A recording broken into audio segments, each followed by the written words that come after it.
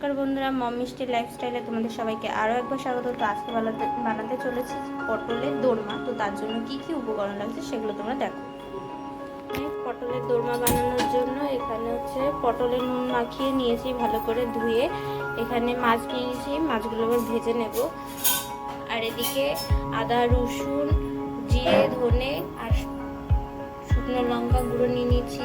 এদিকে কাজু কিশমিশ কুচুরো নিয়ে নিয়েছি, গোটা গরম মশলা নিয়ে নিয়েছি, দই নিয়ে নিয়েছি, এদিকে কাজু আর পোস্ত নিয়ে নিয়েছি, আর নিয়ে নিয়েছি একটু পেঁয়াজের পেস্ট। তো মাছে নুন হলুদ মাখানো হয়ে গেছে, এগুলোকে এবার ভেজে নেব। মাছগুলো ভাজা হতে হতে আরেকদিকে পটলগুলো ভেজে নেব লাল লাল করে। পটলগুলো হালকা লাল লাল করে ভেজে নিয়েছি, এবার নামিয়ে নেব। তো এদিকে মাছগুলো হালকা লাল লাল করে ভেজে নামিয়ে নিয়েছি, বেশি ভাজলে শক্ত হয়ে যাবে। তো এগুলোকে এবার ছাড়িয়ে নেব, ছাড়িয়ে কাঁটাগুলো বেছে নেব। তো পটলের ভেতরে পুরের জন্য তো মাছ ভাজার তেলেই হচ্ছে পেঁয়াজ বাটা তুলে দিচ্ছি। তো ওখানে আদা, রসুন, ধনে জিরে বাটা আর একটু শুকনো লঙ্কা, হলুদ গুঁড়ো দিয়ে দিয়েছি, একটু পরিমাণ মতো চিনি দিয়ে দিলাম, দিয়ে ভালো করে মিশিয়ে নেব। এর মধ্যে পরিমাণ মতো লবণ দিয়ে দেবো। এর মধ্যে এবার কাজু কিশমিশ দিয়ে দেবো, কুচনো কাজু কিশমিশ। তেল ছেড়ে দিয়েছে, এবার মাছগুলো বেছে রেখে দিলাম সেগুলো দিয়ে দেবো, ভালো করে মিশিয়ে দেবো।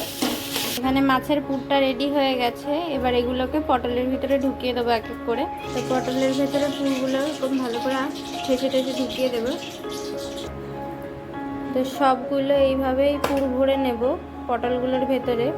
এখানে আর একটু মাছের তেল তুলে রেখেছিলাম, তো সেটার মধ্যে হচ্ছে গোটা গরম মশলা, শুকনো লঙ্কা ফোড়নে দিয়ে দেবো, পেঁয়াজের পেস্ট দিয়ে দেবো।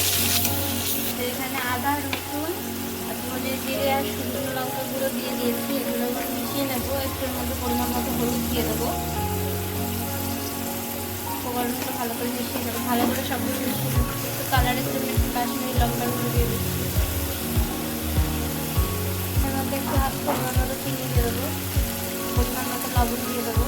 এর মধ্যে বেটে রাখা কাজু আর পোস্ত বাটা দিয়ে দেবো,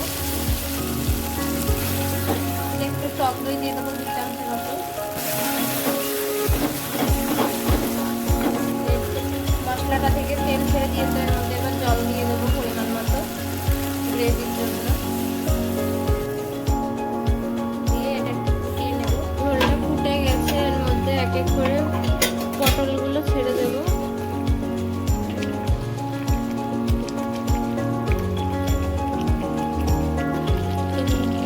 ঝোল হয়ে গেছে, এর মধ্যে এবার একটু ঘি আর গরম মশলা দিয়ে নামিয়ে নেব।